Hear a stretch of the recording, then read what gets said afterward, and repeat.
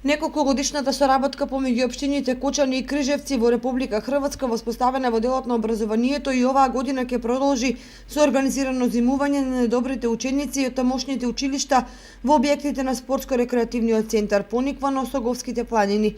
Организатор на зимувањето за децата од Крижевци е локалната самоуправа на општина Кочани. Возвратно на учениците, првенци на генерацијата од општината во летниот период имаат можност бесплатно да летуваат во детското одморалиште на островот Пак.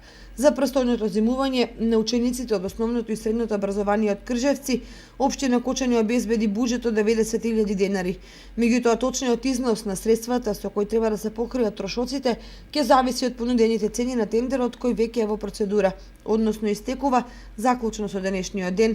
На истиот се пријавени сопственици на сместувачко-угостителските капацитети на Пониква, кои располагаат со соодветни капацитети и може да ги исполнат бараните услови. Тоа значи дека понудувачот треба да обезбеди 7 дневни полни пансиона за 11 лица, од кои 8 ученици и 3 возрастни. Терминот за доаѓање на учениците од Крижевци е на 11 јануари.